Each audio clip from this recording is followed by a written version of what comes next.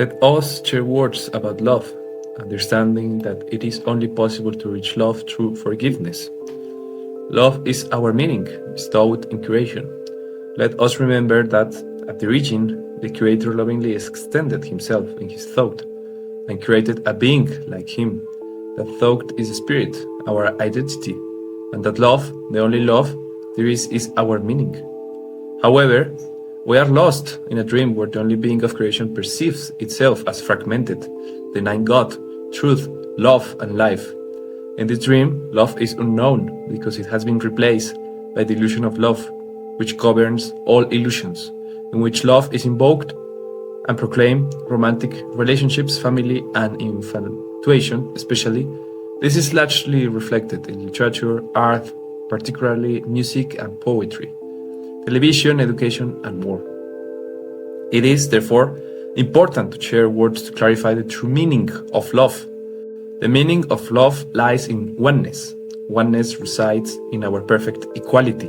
Love sees all as one. Love has no limits. Its meaning lies in this lack of limits because its law is extension. Love cannot be contained in exclusive relationships, which, by nature, are also exclusionary. What is exalted there is the illusion of love, an invention of the ego to affirm the state of separation. For the ego, love is dangerous because it implies its own dissolution, yet it desperately seeks it secure in the knowledge that it will not find it. Seek but don't find. The ego cannot love, and in its frantic search for love, it pursues what it fears to find. This search is inevitable because the ego is part of your mind, the lower mind, and due to its origin, it is not entirely a part, otherwise it will lack all credibility. However, if you identify with the ego, you will not want to find what will utterly defeat you. The ego, being incapable of love, will feel entirely lost in its presence, as it will have no response to it. You will then need to abandon its guidance because it is evident that it cannot teach you the answer you need, love. The ego therefore distorts love and will teach you that it can provide the answers that love. It cannot provide the answers that love truly evokes. If you follow its teachings, you will seek love, but you will be unable to recognize it. If you identify with the ego, you will not be able to love yourself or anyone else. The image the ego gives you is that of a dispossessed, vulnerable, weak, powerless being, incapable of love. How could you love that? The Holy Spirit, your inner teacher, offers you another promise, one that leads you to love, for His promise is always seek and you will find. And under His guidance, you cannot fail. The journey, where your inner teacher is your guide, is the one that leads you to triumph. And the goal He sets before you, He Himself will fulfill. You can only experience two emotions, love and fear. The first is unchanging, though it is continually exchanged and it is offered by the eternal to the eternal. Through this exchange, it extends for it increases as it is given. Only the eternal can be loved, for love does not die. Neither the body nor personality can be loved because they are ephemeral and therefore unreal. Therefore, the other emotion, it's unreal. It is the cornerstone of the ego's thought system and fragments into all illusions. While the mind is divided, higher sacred and lower profane levels, love in its pure and total expression cannot be recognized because fear stands as a barrier. However, since your inner teacher represents your unified mind without ego, he will deliver it to you through his teaching so that love might find its home. The meaning of love lies in oneness. Oneness resides in our perfect equality.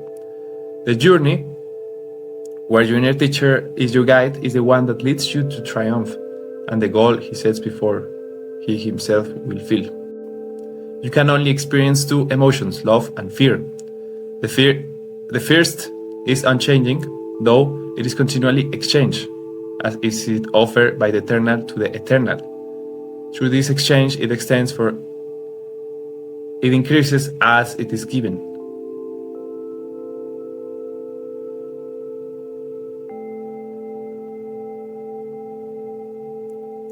Sacred dialogues and high-level communication, unmediated by the ego body, are expressions of love. That's why they are so important. You don't need to seek love outside of yourself, for within you resides perfect love. In a state of grace, we remember the love of God. In a state of grace, the meaning of love is perfectly understood. Perfect love is your meaning. With that love within you, you love your brother, whoever they may be. With perfect love, this is the holy ground where substitution, relationship based on the illusion of love, can occur, where only the truth of your brother can dwell. Love does not seek power, but relationships. You belong to your brother, for no part of love was denied to him. The love of God gave you your brother and you to him, because the Creator gave himself to both of you as one. The love of God is in everything he created, for his son or her daughter. We are all his son, is everything he created or she created. See the love of God in yourself and you will see it everywhere. For it is everywhere. See his abundance in everyone.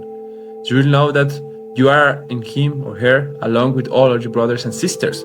They are part of you as you are part of God. Your brother has been given to you so that love may extend, not so you may deny it.